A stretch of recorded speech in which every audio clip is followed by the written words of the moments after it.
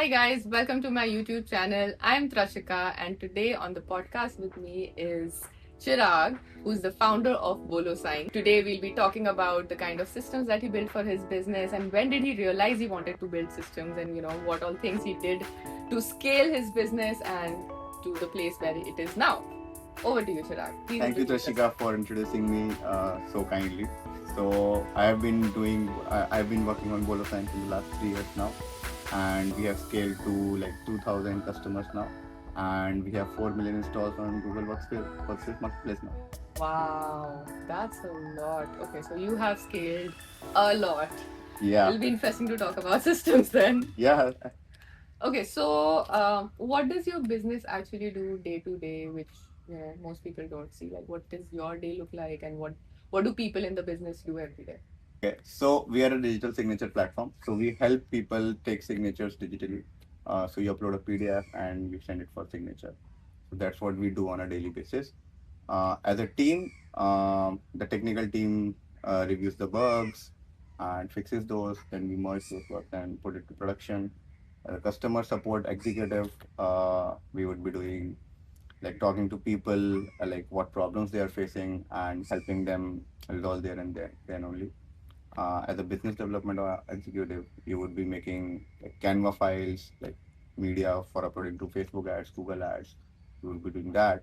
So sales people only are doing the ads as well? No, it's different. Like salespeople do not do that. Like Okay. business executive does that, Mm. and salesperson generally talks about sales. Like what Okay. do they want in the product and what do we don't have, so that it can be passed on to the product and the technical team, so that we can build it out. And what do you do every day? I mostly see if everything is working, if everybody is working in harmony or not. So, like, do you overview all the people All in the the company, all the or like there's any hierarchy of sorts? No, there is no hierarchy in our company. Okay. So everybody knows like what they are doing and what they want to do. Mhm. So we have those systems in place. So people don't come to me every time asking things. So we have developed that kind of system in the company. Okay. So I'm glad. So people mostly come to me. Sorry for Sorry. that. So people come to me mostly when things break, when everything is on fire. Yeah. So only then people come to me. It's good that you mentioned about systems, that you have certain systems in place because of which people don't come to you often, and you can just monitor and like see from far how Yeah. things are happening. So like, when did you realize that you need to build systems first time, and like how were you doing things before versus what triggered for you to change it, and how are you doing it now? So when we started, we were 3 people: me, my co-founder Paresh, and there was one employee. So we were on WhatsApp. So earlier we used to run on WhatsApp. We discussed everything because there was no team as such. So everything was done on WhatsApp with me and Paresh and our employee Raj. So once we started scaling, like to 1 million, 2 million installs, people were asked like coming. So we need to make processes. And we need to hire people as well. So once we scaled to like 7, 8 people in the company, it was really a hazard. Like we were having different WhatsApp groups because at that time I don't think so communities were there. And even then, like even if let's say for an example, in the technical only, you don't work on technical, like there is front end, there is back end, there is website, there are multiple things in technical as well. So we needed those threads of communication, different channels of communication, and WhatsApp doesn't have that thing. So it was really like a hazardous place to work. Didn't you think of like creating a community and then having At that time communities were not there, I guess. Okay. I don't remember. Yeah. Got it. So like that. So how many people were you there on WhatsApp, and then you had to move to the channel that you're using right now?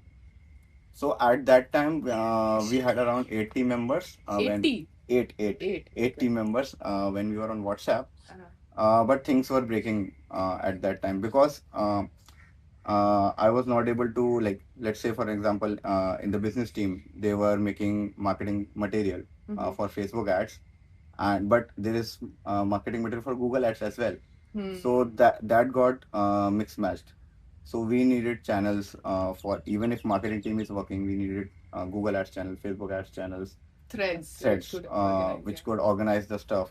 And even then, I wanted to know like WhatsApp. In WhatsApp, things get lost. Hmm. So I needed proper history and proper search mechanism. In WhatsApp, you cannot do like 2 years before search. So Got I it. need that search as well because I was thinking ahead, like what would happen if we were on WhatsApp 2 years from now. So Hmm. that's when we switched from WhatsApp to Discord. Discord is right. Yeah. Okay, so now your business is run on Discord Yes. and everybody is there. Yep. 15 team members. Okay, 15 team members, all of them are there. Interesting. So you kind of like created, you found the bottleneck, Yeah. then you decided what you wanted, and then you chose the platform as Discord. Yeah, it was really hard because I needed to convince Paresh that we need to move from WhatsApp to Discord because it was really tough because we had around 6 months of chats. So Oh, he didn't wanted to move from WhatsApp to Discord because of that history. yeah. But I said like I discussed with him that you need to think about the future as well. Yeah. What will happen? Like this was really a conversation with me between me and him. What will happen after 2 years? Makes You sense. wouldn't be able to search things in WhatsApp. Yeah. The more you delay, the more history The it more will have. history, And yeah, exactly. So we needed to shift from WhatsApp to Discord, and at that moment, I was able to integrate to systems as well, other third-party integrations as well. To Discord? Yeah. Like what? So I integrated GitHub. I integrated our like customer support system like Oh, Intercom. okay. I integrated Canny, like it is a platform in which people give feedback on your product. Okay. So I integrated Canny, GitHub, Intercom, even Canva, like everything which you can find. So we use a tool called Octolens in which whenever somebody mentions our competitors or our name, we get to know. So I integrate that with Discord. So whenever somebody says anything about our competitor, I immediately get to know that this is happening on the internet. Okay. This was not possible with WhatsApp. Interesting. So what is this one process now that you have moved to Discord? Like that works surprisingly well. Okay. So earlier we had around like 8 developers now. So earlier what used to happen was whenever somebody pushed code to GitHub, they used to tell me like I have posted this code, can you merge this PR? Hmm. So and they need to tell me and they need to remind me. Now what happens is I have already integrated Discord with GitHub. So whenever somebody pushes a code, I get to know immediately Instead of a manual reminder. instead of manual reminder. And whenever somebody like there's a difference between pushing a code and getting a pull request. So whenever somebody gets a pull request as well, I get to know that he wants to review. He wants me to review that code. So even him reminding me, I'll immediately get to it. So how much time do you think that was like taking earlier? Like how many requests do you get each day? On a daily basis, I get like 2-3 pull requests. Okay. So I review them immediately. It saves around like 1 hour, 2 hours because they would be working on something else. They would be Waiting on you. Waiting on me. Okay. Yeah, exactly. Damn. Okay. Okay. So like now that the good part is there in your business, how about like the bad part, like which is still unstructured? Maybe you're not able to solve it with Discord or not be able to integrate with it. Yeah. So right now our sales process is messed up because whenever we get a customer, there is custom requirements. So there is a custom code to them. So that process is not optimized for us right now. And yeah. So what is the workflow for that? Like custom code. So the customers they come and they are hoping for a discount, maybe a bulk discount or something. So that comes to you right now. Just come to Paresh. So that comes to Paresh and then he subjectively says, says like we want to charge you this much for this feature and you want to use this much quotas and PDFs. Why do you think it's not still systemized? Because every customer is different. So the requirement like feature sets is different. So they need to talk with the technical team first. Like, can we build this thing? Can we not build this thing? Will it be used by other customers or this feature is specifically for this particular customer? So it's manual. It cannot be automated, I guess. So I don't know. Got it. Maybe like over the years, once you have a lot of these scenarios which are commonly used, you can like make like packages of those size. Exactly. Okay, nice. Okay, I have this question, which is more of like a myth people have. Okay. Systems restrict creativity. What do you think about that? Systems creates creativity. No, I don't think so. It depends on the context. So if you restrict, like say on marketing people, Mm-hmm. if you will say like you do it like that only, do it like this only, then I guess they would be constrained. But that is also required, I guess, because otherwise people would be creating anything they want, and it won't go with branding stuff. So it restricts creativity when you don't allow people to do stuff what they want. The So autonomy of the yeah, you want to give them autonomy. So we have this meeting every like month or two in which I ask every team member, Mhm. like it's a town hall meeting. What do you think we should need to improve? Okay. So that's how we improve stuff. So like that's how I got to know about many integrations which like my team members want. Nice. Like we want to do this, we want to do And that. you We must be want to... discussing canny feedback also Yeah, there. exactly. So that is weekly. Okay, that's Canny weekly. feedback is weekly. We do it on a daily basis almost, not weekly as well. So Nice. because I get to know like if customers put a request on Canny, I want Correct. this or I immediately get that request on the spot. So that's on a daily basis. I don't discuss with team members, but I get to know like this is thing we should work on. If I think that is a priority, then we discuss with the product team and technical team. Got it. Yeah. I know you have, like, you spoke about, like, hiring and hiring people over the time, and now you are a team of what, 17? 15, you said, right? So, like, let's talk about onboarding, okay?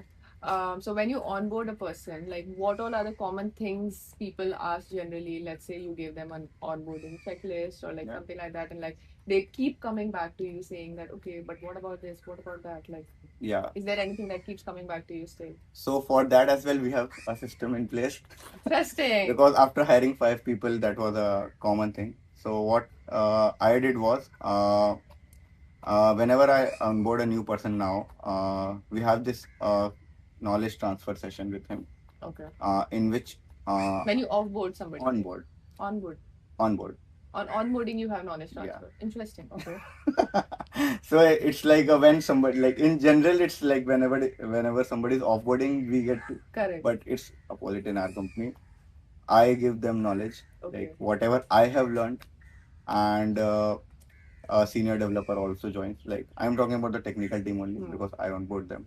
For a business development or sales, Paresh onboards them. Got it. So on a technical basis, there is a knowledge transfer session in which I am present and a senior developer is present with that person, and um, we help him set up the GitHub repositories, and we explain him code. The first step is to understand the code by yourself because you should be able to understand that thing. After that, write those things what you don't know, what you are not able to understand, and there is like a past knowledge transfer videos as well because I record every session of this knowledge transfer. So you have to watch those as well. So these are series of steps which you need to do. After that, the first step is to create a feature. You won't be just reading the repositories. You need to create a feature, and we increase levels day by day. So first you need to create a basic stuff, medium stuff, hard stuff. But that's how I have created this thing, step by step procedure for a new person, in which he is not only just reading code, he is meaningfully contributing to the company as well within like a month or so, within less than a month, I guess. So why do you think, like, when people are getting onboarded, you need to be involved? Um, because I guess when a founder is there, so people are more. Mm, Like, maybe it could be like that you created a video recording and then, like, sent it that, okay, this is a video recording, just go through it. yeah. So whenever I do hiring, I am present there. So I think it's my duty to be present at onboarding as well, because there is like thing in which like he knows me, I have hired him because whenever I do a final hiring, there is like I talk with them for an hour or so, like why I hired you and why I think you are a great fit for the company. So I think it's like a warm introduction to other team members as well. Got So that's why I'm present right now. I think like when we scale, I will not be able to do that thing, but I would like to do that thing till we are at 100. So yeah. I think a few things systems cannot Yeah, systemize. is the You know, human connection. yeah, human You connection, cannot do human that. emotions. Like I was just reading about it the other day. Like I wanted to know certain examples of things that cannot be systemized, It's right? a human emotion. And the example came grief. Yeah, I'm exactly. like, damn, yeah, grief cannot be systemized. Like, no matter how many times you go through it, or like the same thing could prolong for a year or 2 years. You can't like put a deadline that Exactly. okay, today is the deadline for all the grief, and like then there will be no more grief. And one more thing which you cannot systemize is the equation of two people. All human All human connections. relationships. Yeah, you and- cannot yeah, systemize that. behavior. Yeah. Interesting. So, what kind of a founder you are? Like, are you Chill. strict? I am very chill.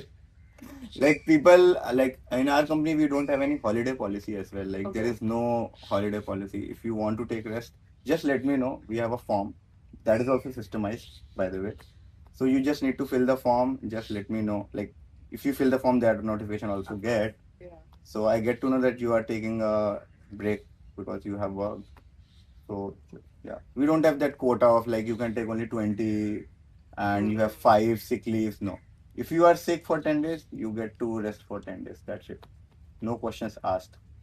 You know, So- you're the second person I spoke to in this past week who does not believe in having like a leave policy. Yeah. And it is out of the trust that you have for your employees that Yeah.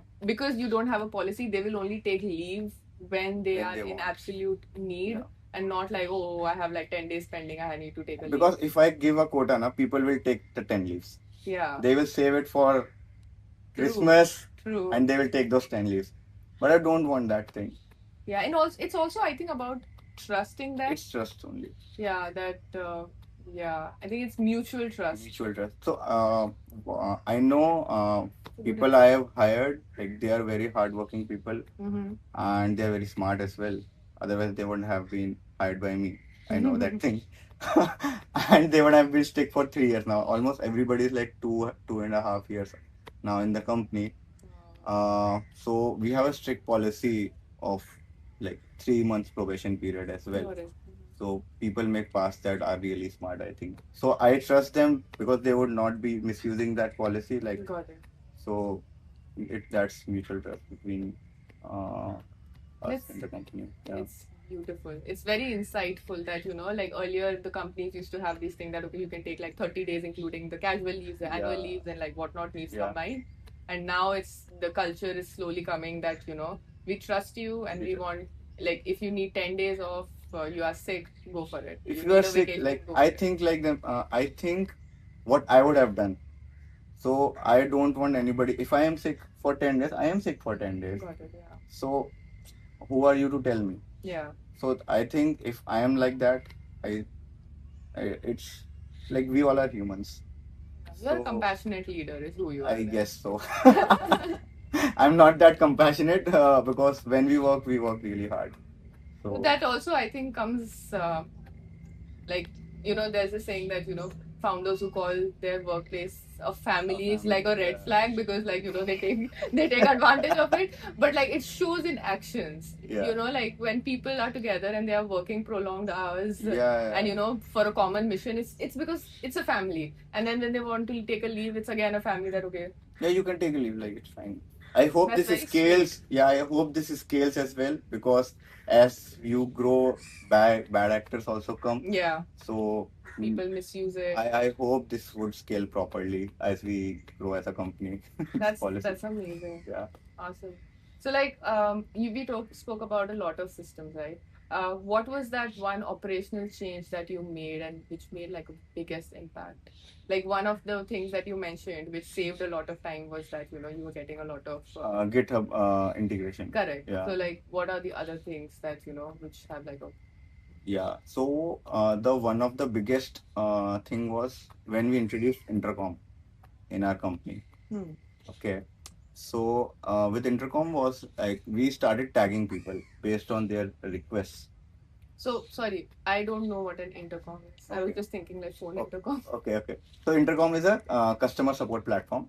Okay. So earlier we used to have an email only. So Okay. people would just email us like we need this Like thing. support at the rate Support. of Yeah. Support at redbullphone.com.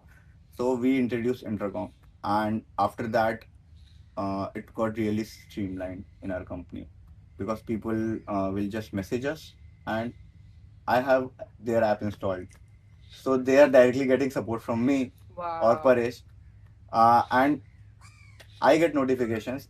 So if the customer support executive does not respond in time, I'll respond.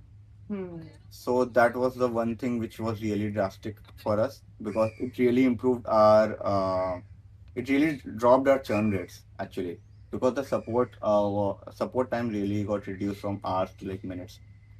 So yeah, so I was really like our revenue also grew at that time really quickly because support was really good, and we kind of do sales as well from intercom only. So because people will ask problems like I am not able to do this thing, so they we don't have the like special support, special sales team. The customer support agent is our salesperson because he will guide you how to use the product. So once you are Makes able sense, to yeah. use the product properly, naturally you will buy it. Correct. If you are able to, if we are able to solve your problems, you would naturally buy the product. So that's the philosophy we have in the company. We don't push for sales. We push for solving a problem, and that's how naturally we talk to customers as well, because then they are able to tell their problems apart from the signature part. Then they will tell us more problems like I have problems in this software as well, that software as well. Can you integrate? Can you integrate? Can you make this thing for me? So that's how we are growing our product line as well. How nice. You Yeah. know, I was watching this interview the other day and they said that, you know, when a company grows, the first department that gets outsourced is usually customer service, and that should not be the case. You know, because that's the retention part. So you have gotten customers because of marketing and the sales you're doing, and then like if you're not able to retain, like customer service is a big part. So if they are taking time or they don't have full knowledge or anything, it just like the maintenance part of it is gone. Yeah. So like I have learned this from Jeff Bezos only. Like he wanted to make Amazon the most customer centric company in the And world. it is. And it is actually even when I use AWS and when I use GCP, the support of AWS is like by far the best support you can get. Yeah. So yeah, and it shows in actions as well. They will call you like, sir, is your problem solved? Like, so Amazon has this level of customer support. So I want to do that as well in my company. So we don't have a special salesperson. We have customer support people who will guide you to use the product, and naturally then you will buy it. That is pretty. Yeah, and if customer support agent is not answering those questions properly, I'm there for you. So That's very you will sweet, get yeah. support from CTO and CEO as well. Wow. So that's there. Awesome. Yeah. That's great. I remember I was on a vacation in Rishikesh as well, and I was doing support on my mobile. So yeah. That's so nice to hear. Yeah. That's so nice to hear. Wow. So what do you think like is the common misconception about systems? Like when you were systemizing it, or you know, I'm sure you were looking up to a lot of companies and a lot of people who scaled their companies, and then you got inspired. And but like I'm sure there were a lot of naysayers also that, oh, this is too complicated, and you know, it's fine this way. So like, what were the things like the common misconceptions that people had about systems? So at that time, we had around like 5 6 people in at that time when we were when I was adding Discord and these integrations. So it was only that it will get complicated because WhatsApp was easier for everyone. Yeah. Actually, they were very they knew how to use it, and Discord was really new. So it was very hard for me. Even at 6 people, it was hard for me to convince people to move to Discord.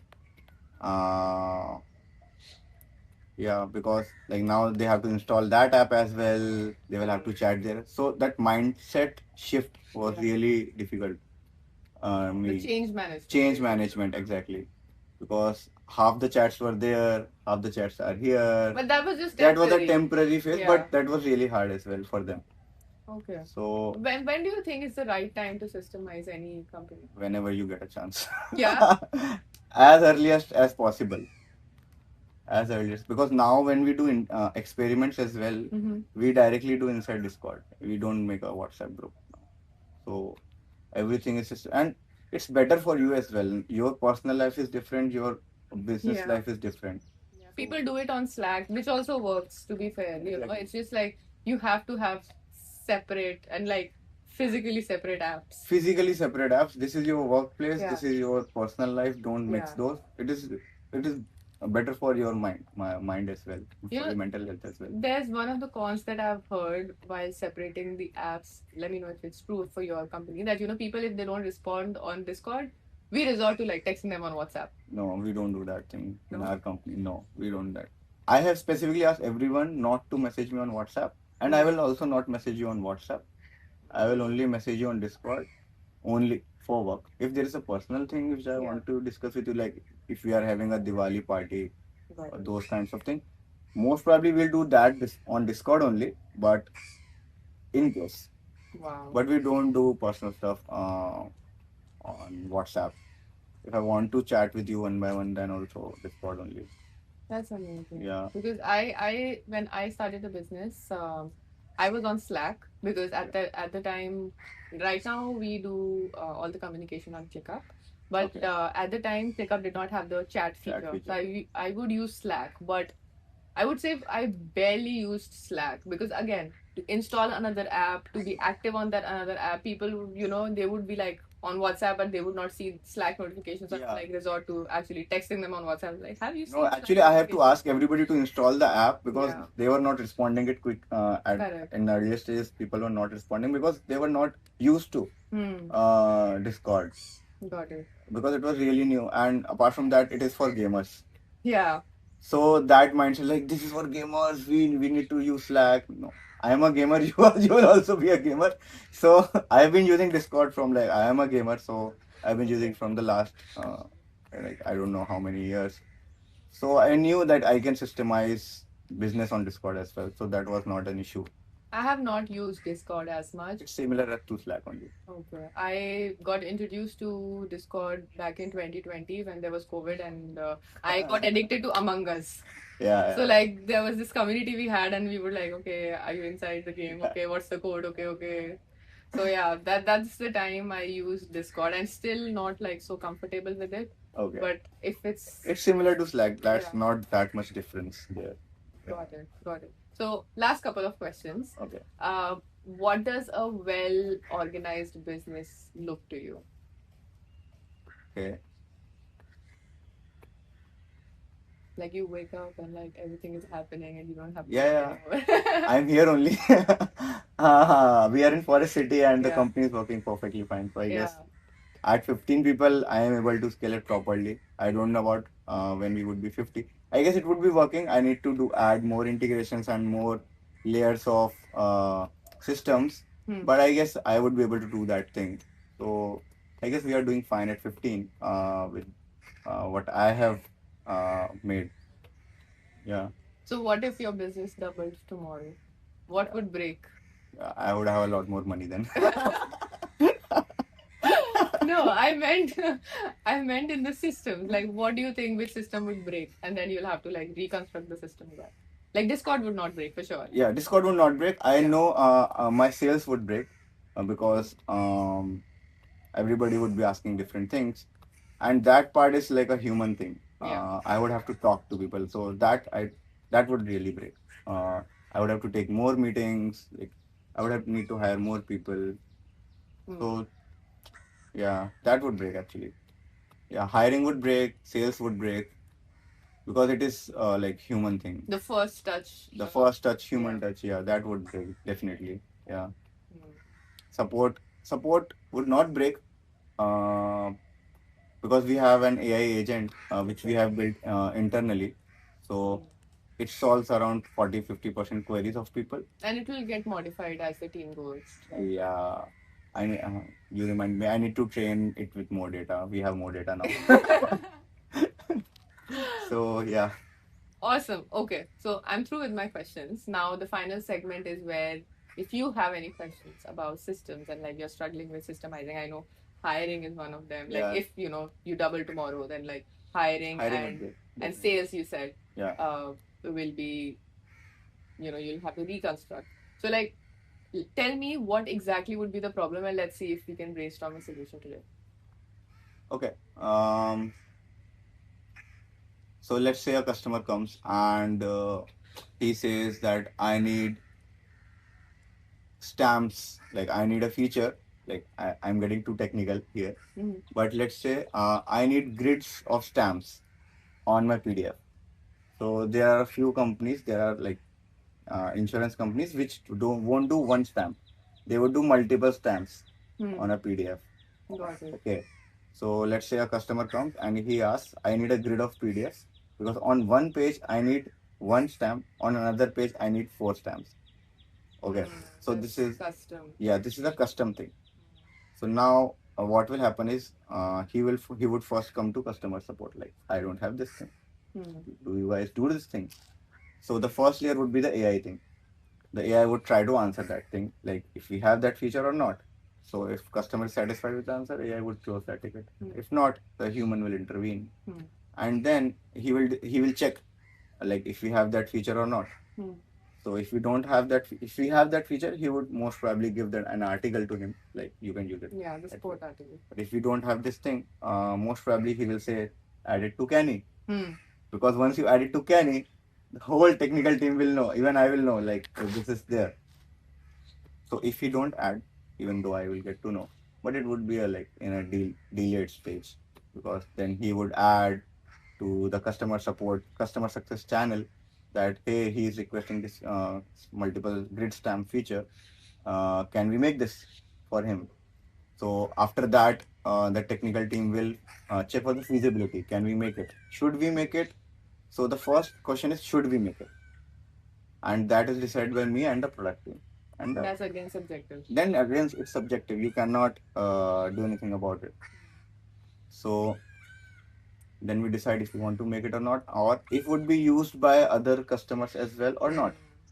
So now we have a decision tree made up. So like this is also a system, but humans are there, so obviously it would be slow. So if it would be used by other customers, then we would be asking how much we should charge this customer because it is a custom feature. So we would be charging a lesser amount because it would be used by other customers and would improve the product.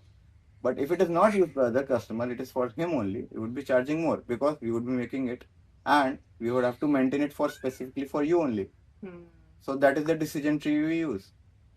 So after that, okay, just go on. I have a question on that. Yeah, so after that we decide the technical feasibility. If it is because the product team has decided we want to make it or not, and the business team has decided we want to make it or not, then the technical feasibility come if we can make it or not. And then we decide like we give a quote to the customer, see we would be making this feature for you only and the customers wouldn't be able to use it, so we would be charging this much to you. Do you want us to proceed with the making?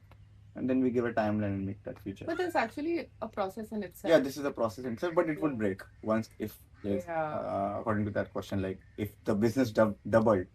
So I know this particular process will break because maybe I cannot promise a feature to 100 people at a time.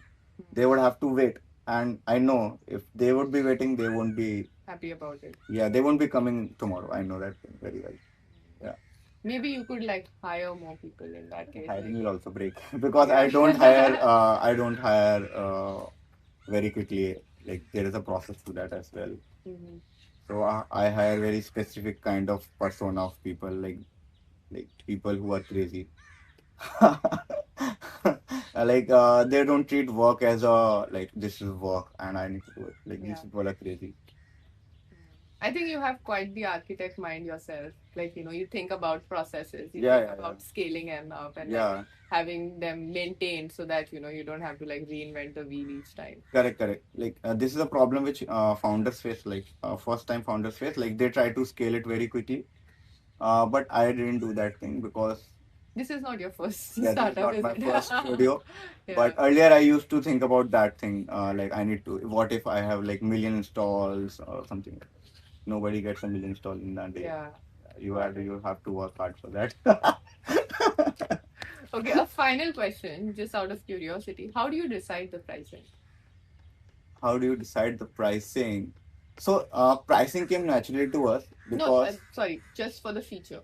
oh, so there are multiple factors to that. It depends. Like if we need to just change the front end, or if we need to change the back end. In the back end, if we need to change the core, because if we change the core, it would be changed for all the customers. So it's risky for us. So it depends on the risk score of that feature. So if it is very risky for us to release it in the production, because everybody would be affected. So naturally the pricing would be higher because we are changing core for you. That's also a decision. That's also a decision, yeah. And the time to make that feature. And like the people involved. Yeah, like if I'm involved, so more naturally it would be higher. But yeah, like the team members mostly do it without me. Yeah. Awesome. Thank you. Thank you so much for being here. I think I learned so much. Like, I think founders from the beginning, if they have that system mindset, and I think it also comes with experience. It comes with experience, yeah. But yeah, like, starting on Discord and like, you have set a lot of process, right? And especially like you said that you have been in this business particularly for 3 years. Yeah. So the systems are in place and it would take a while for it to break. And I'm not saying for the fact that you won't scale, but then it is on the lines of that the systems are pretty strong. Yeah. And the team, the culture that you have, that's also, it's kind of a family and everybody looks after each other. Yeah, so, actually, like that only. So I'm happy about I'm happy about how the business is set up and how the conversation led, and a lot of insights. Really, I'm gonna think about how a platform you decided, which you knew, but like you also made sure that the system that you're going to follow can fit into that tool. Otherwise, like you may not have used Discord, for example. You may have switched to Slack. I don't think so. We would have scaled properly this much without Discord. Yeah.